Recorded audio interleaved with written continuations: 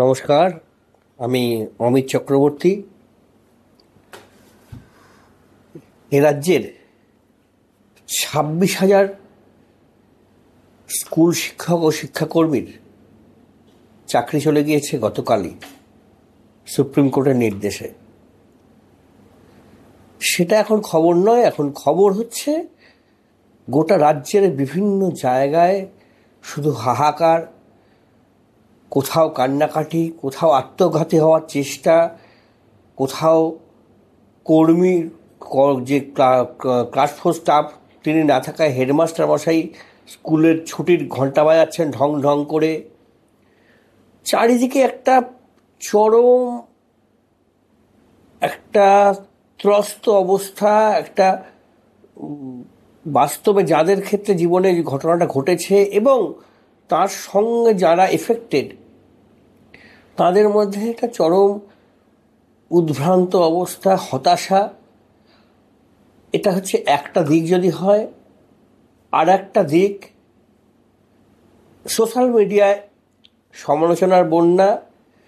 সবাই নিজের নিজের মতো করে কেন 26,000 চাকরি গেল, কেন 5,000 গেল না, কেন কিছু লোককে পুরনো চাকরিতে চলে যাওয়ার সুযোগ দেওয়া হলো, এই নিয়ে নানান রকমের বিতর্ক এবং প্রতিবাদ।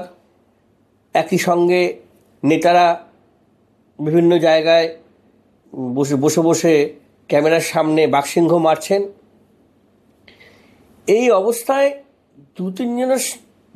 দু তিনটে কথা খুব মজার কথা মনে হলো, মজার বিষয়টার পরিপ্রেক্ষিতে একটা কথা খুব কানে লাগলো। এটা আগেও লেগেছে, এই আবারও লাগলো।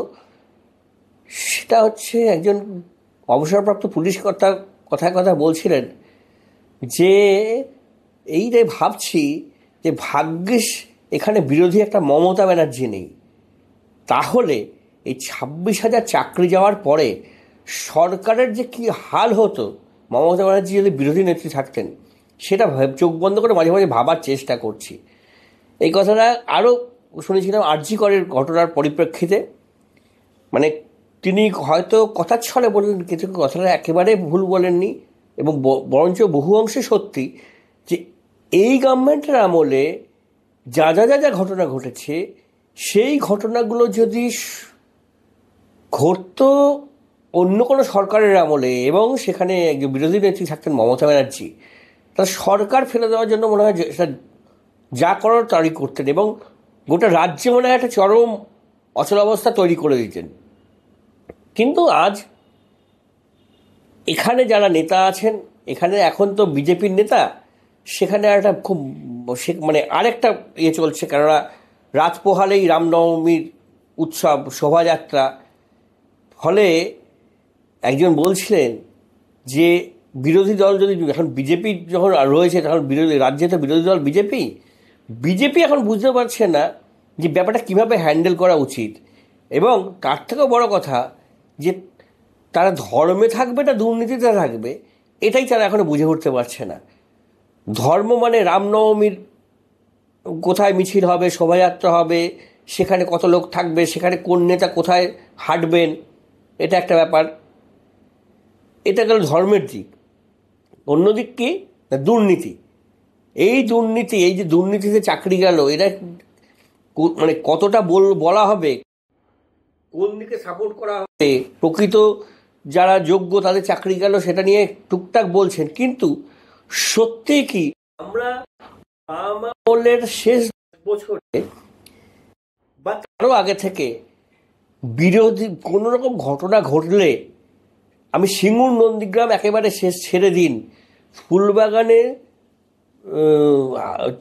হাসপাতালে শিশু মৃত্যু, একদিনের কয়েকটা অ্যাবনর্মালি সদ্যজাত মৃত্যু হয়েছিল, যদিও চিকিৎসকরা বলছেন সেটা খুব নর্মাল, কিন্তু সেই শিশু মৃত্যু থেকে শুরু করে কোথাও একটা এদিক ওদিক ঘটনা ঘটলেই বিরোধী নেত্রী মমতা ব্যানার্জির নেতৃত্বে যে একটা গেল রব উঠত, একটা অচল করে দেওয়ার সব কিছু চেষ্টা হতো, অথবা মানুষের মধ্যে রিয়াকশান তৈরি করার জন্য একটা বিরোধী দল যা যা করণীয় সেটাই করা হতো। সত্যি কি আমাদের এখন তা হচ্ছে? মনে হয় একেবারেই হচ্ছে না। সেক্ষেত্রে ওই পুলিশ অফিসারের বক্তব্য যে আমাদের একটা বিরোধী মমতা ব্যানার্জি নেই, আর এটাও সত্যি কথা, বিরোধী দল যে আছে সে দল এখন ধর্মে কতটা থাকবে আর দুর্নীতিতে কতটা ঢুকবে, এই দুয়ের হিসেব কষতে কষতেই সময়টা চলে যাচ্ছে।